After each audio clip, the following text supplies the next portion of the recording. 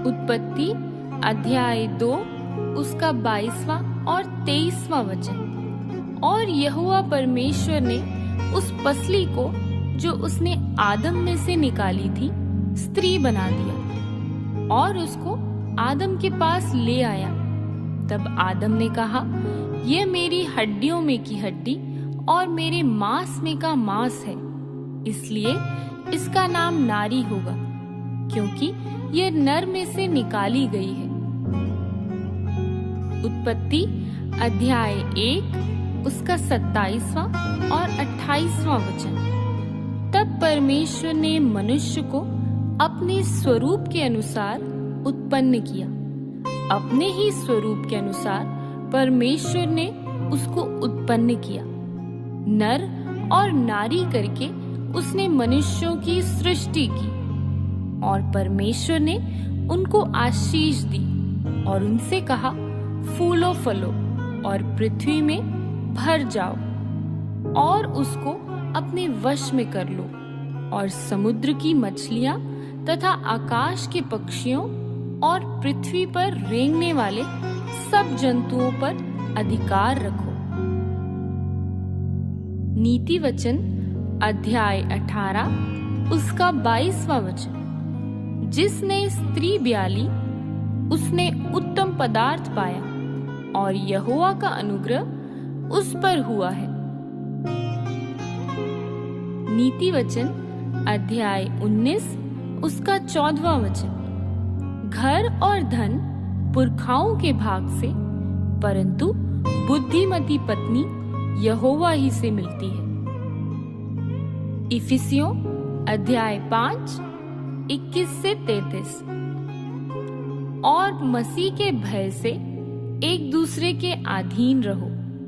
हे पत्नियों, अपने अपने पति के ऐसे अधीन रहो जैसे प्रभु के, क्योंकि पति तो पत्नी का सिर है, जैसे कि मसीह कलीसिया का सिर है, और आप ही देह का उद्धार करता है। पर जैसे कलीसिया मसीह के अधीन है, वैसे ही पत्नियां भी हर बात में अपने अपने पति के अधीन रहें। और पतियों, अपनी अपनी पत्नी से प्रेम रखो, जैसा मसीह ने भी कलीसिया से प्रेम करके अपने आप को उसके लिए दे दिया, कि उसको वचन के द्वारा जल के स्नान से शुद्ध करके पवित्र बनाए और उसे एक ऐसी तेजस्वी कलीसिया बनाकर अपने पास खड़ी करे, जिसमें ना कलंक, ना झुर्री, ना कोई ऐसी वस्तु हो, वरन पवित्र और निर्दोष हो। इसी प्रकार उचित है कि पति अपनी अपनी पत्नी से अपने देह के समान प्रेम रखे।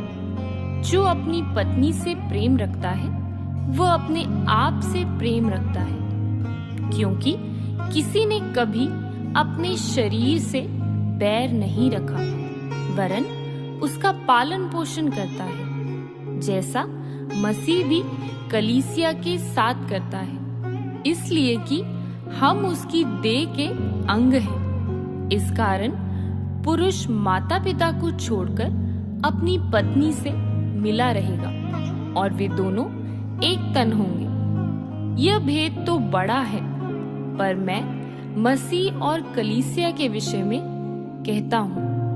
पर तुम में से हर एक अपनी पत्नी से अपने समान प्रेम रखे और पत्नी भी अपने पति का भय माने। नीति वचन अध्याय 31 उसका 10 से 31। भली पत्नी कौन पा सकता है, क्योंकि उसका मूल्य मूंगों से भी बहुत अधिक है। उसके पति के मन में उसके प्रति विश्वास है और उसे लाभ की घटी नहीं होती। वह अपने जीवन के सारे दिनों में उससे बुरा नहीं वरन भला ही व्यवहार करती है। वह ऊन और सन ढूंढ ढूंढ कर अपने हाथों से प्रसन्नता के साथ काम करती है। वह व्यापार के जहाजों के समान अपनी भोजन वस्तुएं दूर से मंगवाती है। वह रात ही को उठ बैठती है और अपने घराने को भोजन खिलाती है और अपनी दासियों को अलग अलग काम देती है। वह किसी खेत के विषय में सोच विचार करती है और उसे मोल ले लेती है और अपने परिश्रम के फल से दाख की बारी लगाती है। वह अपनी कटी को बल के फेटे से कसती है और अपनी बाहों को दृढ़ बनाती है। वह परख लेती है कि मेरा व्यापार लाभदायक है। रात को उसका दिया नहीं बुझता। वह अटेरन में हाथ लगाती है और चरखा पकड़ती है। वह दीन के लिए मुट्ठी खोलती है और दरिद्र को संभालने के लिए हाथ बढ़ाती है। वह अपने घराने के लिए हिम से नहीं डरती, क्योंकि उसके घर के सब लोग लाल कपड़े पहनते हैं। वह तकिए बना लेती है। उसके वस्त्र सूक्ष्म सन और बैंगनी रंग के होते हैं। जब उसका पति सभा में देश के पुरनियों के संग बैठता है, तब उसका सम्मान होता है। वह सन के वस्त्र बनाकर बेचती है और व्यापारी को कमरबंद देती है।